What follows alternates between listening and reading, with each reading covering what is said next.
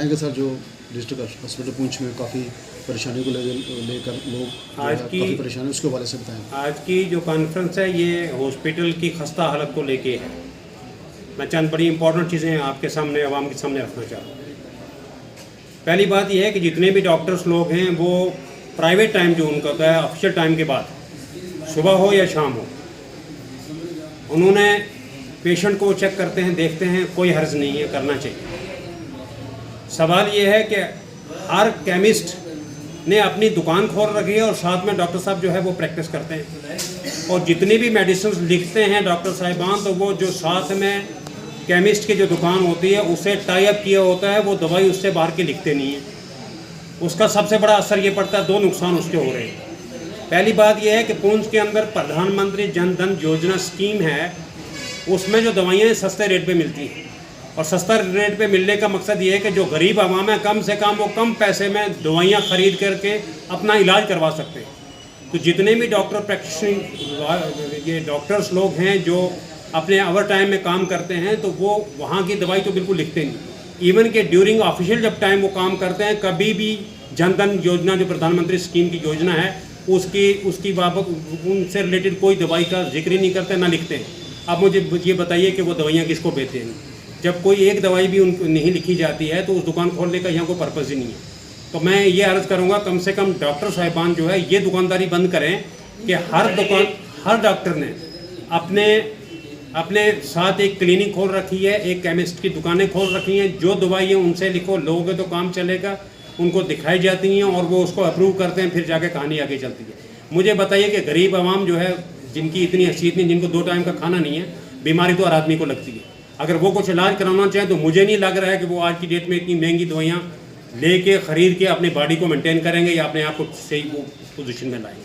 तो मैं गुजारिश करूँगा यहाँ एडमिनिस्ट्रेशन से खास करके इस बात पर बड़ा ध्यान दिया जाए, जो प्रधानमंत्री स्कीम के तहत जो मेडिसिन से एटलीस्ट डॉक्टरों को ये एडवाइस की जाए, हदायत की जाए कि कम से कम वो इस तरह की भी दवाइयाँ लिखें, सो दैट कि जो गरीब आवाम है, जो दूर दराज इलाके से आते हैं, जो सीरियस कंडीशन में होते हैं, जिनके पास 2 टाइम के खाने के पैसे नहीं है, कम से कम वो दवाइयाँ वहाँ से खरीदें। इस पर बड़ा ध्यान दिया जाए। दूसरा, ऑफिशियल टाइम जो है सुबह 10 से लेके 4:30 के बीच में है हॉस्पिटल का, और अक्सर डॉक्टर क्या करते हैं, 3 बजे के बाद अगर आप हॉस्पिटल चले जाओ तो आपको डॉक्टर कोई एक भी ड्यूटी पे नहीं मिलेगा, सब छुट्टी करके अपने प्राइवेट जॉब में लग जाते हैं। मेरी एडमिनिस्ट्रेशन से ये गुजारिश है कि इन डॉक्टर्स पर कम से कम इतना ध्यान रखा जाए, इनको कहा जाए कि ड्यूटी के दौरान और ड्यूटी जो पूरा टाइम है वो एटलीस्ट अपने को देखें, दवाइयों के सिलसिले में गौर करें, कौन सी दवाई लिखनी है, कहाँ लिखनी है। जो गरीब आवाम है उनको उस लेवल की दवाई ना लिखेंगे, जो उनके पास अंदर डिस्पेंसरी है वो उसी से लें। इस चीज़ पे बड़ा ध्यान किया जाए। तीसरी बात यह है कि आप अगर सिटी स्किन की मशीन जाके पुंछ के अंदर देखें तो सिटी स्किन जो है वो नई टेक्नोलॉजी वाला सिस्टम उसमें नहीं है।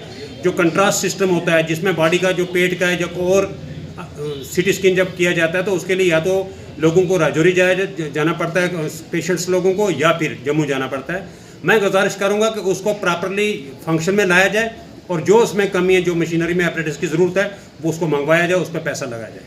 मैं इस चीज़ के लिए तमाम यहाँ के एडमिनिस्ट्रेशन से ये गुजारिश करूँगा वो इस पर ख़ास ध्यान दें, और डॉक्टर्स से इस बारे में मशवरा किया जाए, उनको समझाया जाए कि इस तरह की प्रैक्टिस ना करें जिससे गरीब लोग जो है वो नुकसान डे बाई डे नुकसान पे जा रहे हैं।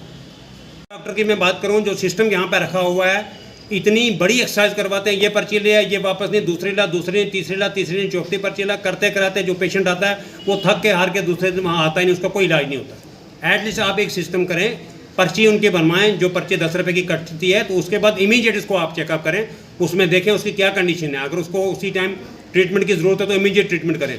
अब कई ओल्ड एज लोग जाते हैं, बुजुर्ग लोग हैं, बड़े गाँव से दूर दराज इलाके से आते हैं, अगर आप उसको लगातार 1 महीना चक्कर कटवाते रहें तो वो इलाज करवाना ही भूल जाता है। तो कम से कम अगर आपके पास एक पर्ची लेके आता है, उसको प्रॉपर्ली चेकअप करें, क्या रिक्वायरमेंट है, क्या देखना है, उसको गौर करें, गौर करके उसको इमीडिएट देन एंड देर उसी दिन कहें जी आपका ये सारा जो प्रोसेस है इसको आज हम कंप्लीट कर रहे हैं। लोग दांतों को लेके 1 महीने में कम से कम 30 दिन जो है वो लगातार चक्कर लगाते हैं, पता चला अभी ट्रीटमेंट नहीं हो, अभी पर्चियाँ बन रही हैं। तो एटलीस्ट इस पर्ची सिस्टम को इतना कन्फाइंड करें, इतना महदूद करें कि पर्ची बने, पेशेंट अंदर जाएँ, प्रॉपर वे से उसे चेकअप करें, उसे डायग्नोज करें, उसे बताएं कि क्या करना है क्या नहीं करना। इस पर बड़ा खास ध्यान दिया।